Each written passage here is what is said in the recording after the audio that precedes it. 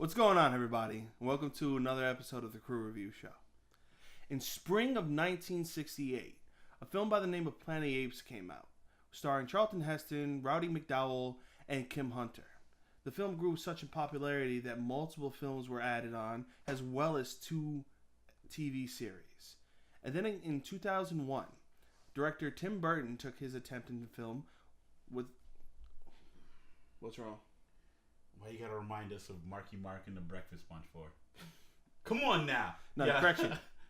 You mean Marky Mark and Helena Bonham Carter as Michael Jackson. Oh, yes. All right, but that's not the movie we're reviewing today. Yeah, so that was not the movie. That's a whole different story. But the film tanked so bad that it would be a whole decade before we would see another attempt at the film. Thus, the film we're talking about today. I'm DJ and that's Rex, and we're talking about Rise of the Planet of the Apes. Now, unlike you, I did not see this in theaters.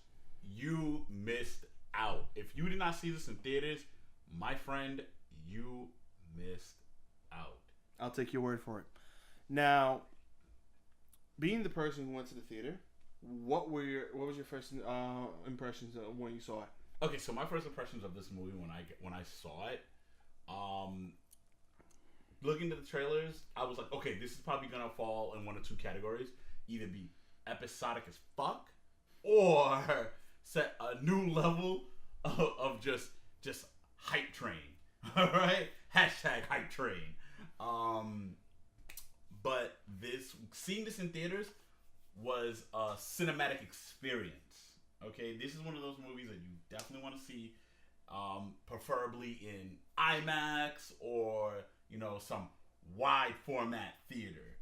With with the Dolby Atmos sound and blah blah blah, but this was a movie that you should definitely see. God, you're spoiled. We prefer bougie. Oh, Mo's not. I thought it was bougie. I don't know. I lost track. When I watched this on Blu-ray in my house, I thought the film was alright. I enjoyed it. Oh, right. Yeah, I mean, there were certain aspects that did stand out to me, and certainly actors that did I felt either stood out or fell in the background. James Franco? No, no, not he even. He actually stood out. All right, but that brings us to this next segment of good, bad, and the ugly. For you, what was the good and the bad and the ugly? All right, so first off, we're just gonna forget good. We're going straight to great. All right.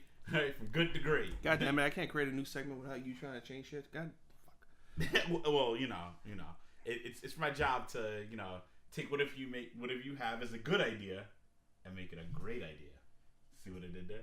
See what I did there? No. Fuck you. That was funny. Okay. So, why am I the only one laughing? Well, Caesar's laughing too. It's just it's silent. He's laughing with me, not at me. So what was great about this movie, right off the back, was the CG. The CG was one of these things that was used to enhance the movie and not rely on the CG for the movie to make it up for it. That's in my opinion.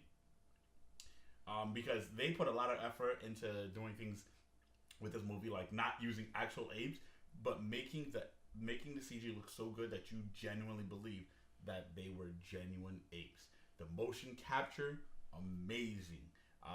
The CG, amazing. Like I cannot say enough about the special effects in this movie. Now, what was good in this movie? I expected a buzzer. Good. Sorry, forced to have it. I'm expecting, Gnome to be here, and I just. I would say Caesar would be the perfect stand-in for Gnome, but he's actually silent. Oh, but he has as much to say as Gnome does. Did I say that out loud? Maybe I shouldn't be keeping drinking all this. I see what you did there. Whole lot of nothing. Good. James Franco, John Lithgow, not Lithgow, not Lithgow. John Lithgow. Really, really, really good in this. Bad. If you weren't an immediate if you weren't one of the main characters, like Caesar or John, James Franco, there was no character development. Even his girlfriend had no character development. His neighbor was angry for no reason, had no character development. But maybe his neighbor. Well, maybe his neighbor had a right to be angry. He did live next to a guy with a monkey. I don't think so. I think he was just angry for no. He's had to know. If I lived next door to a guy with a monkey, what? I'd go over all the time and play with the monkey. Unless that guy's name was Michael, in which case I'd be concerned. You know who he reminds me of? No. Guy's got a cool monkey. What, the monkey? Yeah. Well. Sorry, I mean, like, sometimes they can be, similar height, but,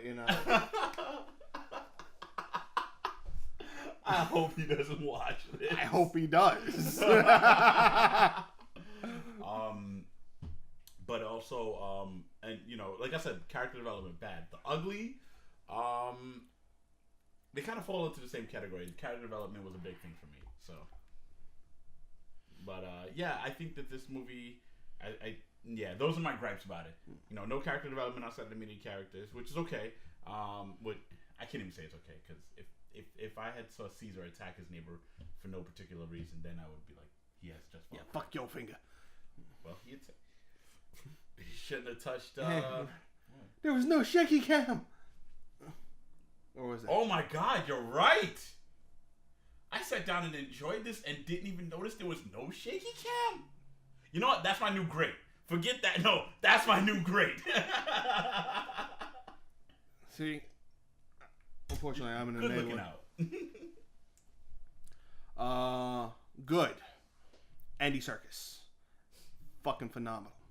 I absolutely love this man and what he puts in to all his motion capture work. This man is like an artiste when it comes to motion capture. Whether he's playing, Gollum. I was gonna say he's much like the method actor Jared Leto. Or is it Leto? Leto. Yeah. So much like when he played Gollum, Caesar, Snoke.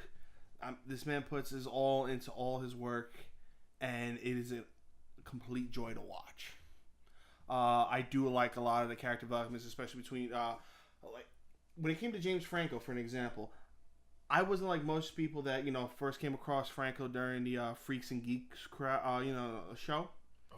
I first came across him during Spider-Man, and I absolutely hated him in Spider-Man. Yeah, I don't even remember knowing about James Franco before Spider-Man. But once I saw Spider-Man and then seeing this later on, it was just like the pie guy. Pie guy. So delicious. Oh.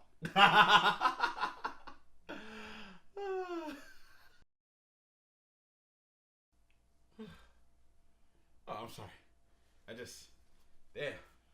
Talking about James Franco. I don't know if it's getting me hot and bothered or just getting me angry. Either way, I'm sweating bullets right now. Damn, Franco. Hot summer. Franco, I thought was actually really good in this film. Surprise! Spoiler alert. We're not getting into that again. Like to the point that you actually are invested in the development between him and his father. You feel bad for his father because of all the stuff he's going through Alzheimer's. Mm-hmm. And first off, I love John Lithgow. I think he's fucking phenomenal. This man, when you put him in comedies, he's great. When you put him in a serious role, he's absolutely stellar. You go and look at certain roles as Dick from fucking Third Rock from the Sun, all the way to fucking Arthur and Dexter. The fucking drastic change. The man has range. The man has amazing range. I like to think maybe, with Franco working with Lithgow, brought out some improvement. Yeah, right, like elevated the company. When you elevate your company, you elevate yourself.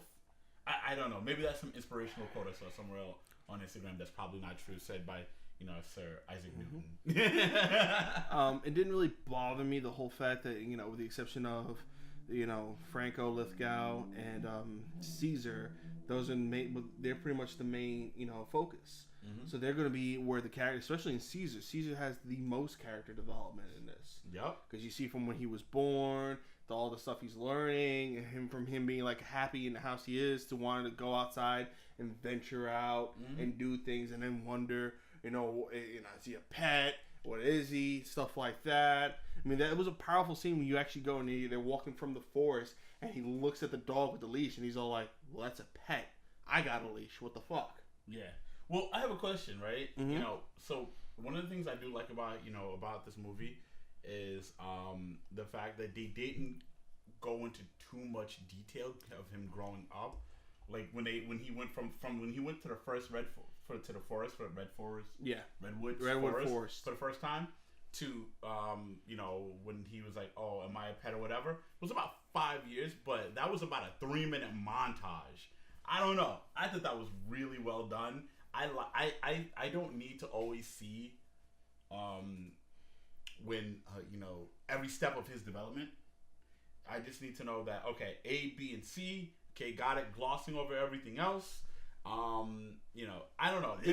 I felt it did help the fact that Franco's character was recording this it was a project. So every time you jump forward a couple of years, and all of a sudden he's recording in a voice diary. These are this is the steps. This is what he's doing. He's doing these things that a person of this age will be able to do. Yep. All right. The bad. It's just it didn't feel like a Planet of the Apes film for me. Are you serious? Yeah, I mean, my uncle was a huge Planet of the Apes fan. He had the movies, and I would always watch it with him when I was younger. Okay. So I got the vibe. As much how bad as the 2001 film was, it still had a vibe of Planet of the Apes. You go and you see this, and you don't really get that vibe. The second issue I have with it is the title. What was wrong with the title? It's called Rise of the Planet of the Apes. And then immediately after the sequel, but keep going. Immediately after, the sequel's called Dawn of the Planet of the Apes. I feel it's more fitting for the first one to have been called Dawn of the Planet of the Apes. It's the beginning. Are you serious? And then they rise up. Are you serious right now? Has a heart attack. No. Okay, so first of all, no. The sun must rise. Oh God. Before the dawn. No. What? So you see my logic, and you agree with me on this, right? Yes.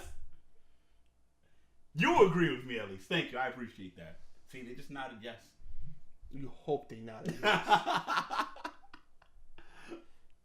Look, I think that the title was that was very apropos. The fact that they were like rise before the dawn, before war. What is it good for? I'm sorry. I won't do that again. Not for nothing though. I would actually not blame them if that song somehow makes it in that fucking movie War of the Planet of the Apes. Oh my, I would laugh my ass off if fucking Caesar karaoke's it. Oh my God, I would pay this. I'm gonna pay to see this movie either way, but I would pay to see just that at the end. They were like, see Caesar singing War of the Planet of the Apes. That'll be an extra $10.50. Shut up and take my money. I would actually mark the title as my ugly. But that's pretty much how I feel on that. All right, Rex, what are our final thoughts on this? Well, your final thoughts. Wow. We're here. This is what it's like when Gnome's not here? Yeah, progression.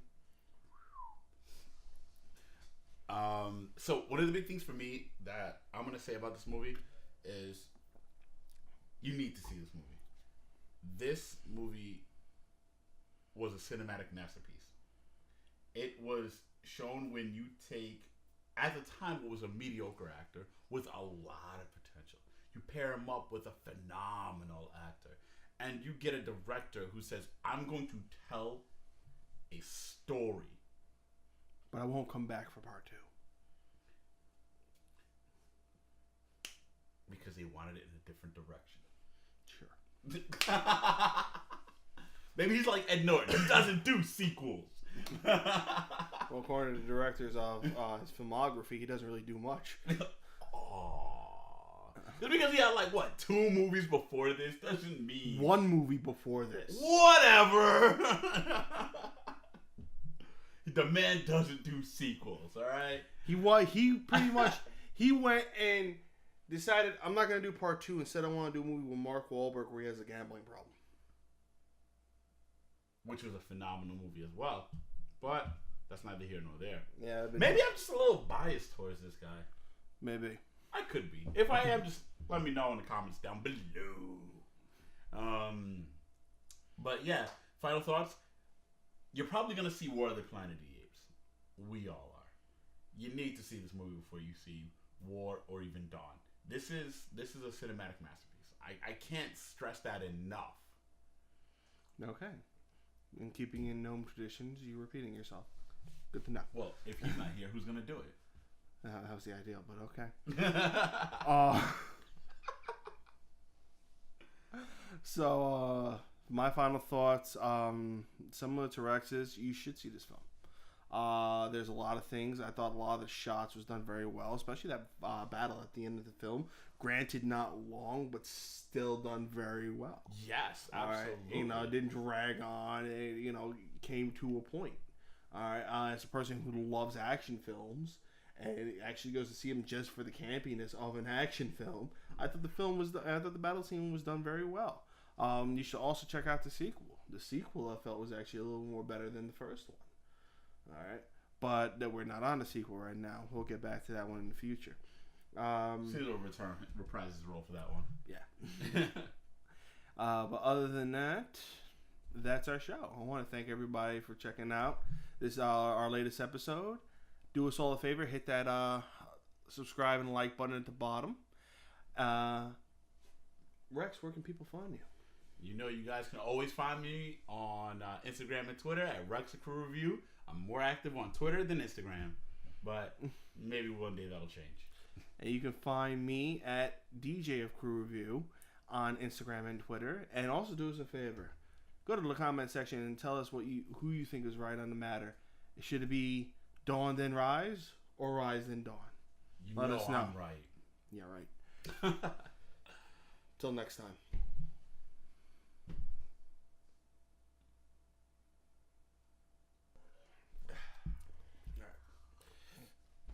I remember what I said before. Mess. Don't have much of it, but it keeps on, getting flat. Well, that's that pancake ass syndrome. Yes. Mm. Okay. So, you said the battery's low?